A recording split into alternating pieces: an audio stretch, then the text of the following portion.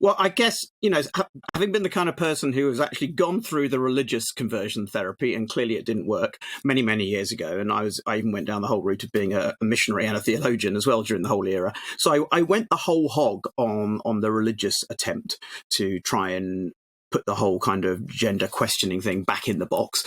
And I then went through the whole kind of non-religious psychiatric and therapeutic sense of trying to solve it that way too.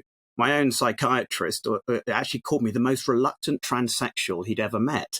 So I'm kind of the opposite of any kind of stereotype or assumptions about trans people, in the sense that I tried everything, heaven and earth and hell, as it were, to try and not be trans. I went across to California to sex and body workshops to try and accept my body. And in fact, I made an internal decision, just as you've described, really, that I would not actually go through any kind of surgical transition until I had found a way to fully accept the body I had, which is actually a paradox, given that gender dysphoria is about not being comfortable in your sex body.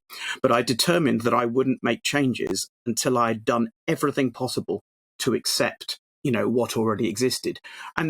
And the real paradox is, eventually, when I did go through surgery, and I would say when I went through it, I was probably 80% pro it and 20% still questioning it. But when I did go through it about 6 years ago, I've not had a day of regret since.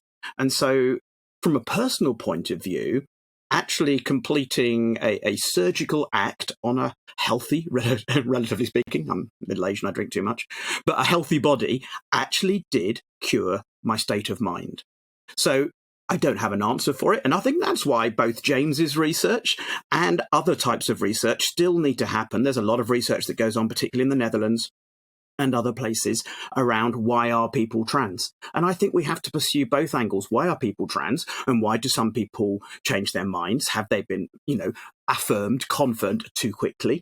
I mean, when I was going through being trans as well, not only did I choose to go through therapy, but back then it was encouraged.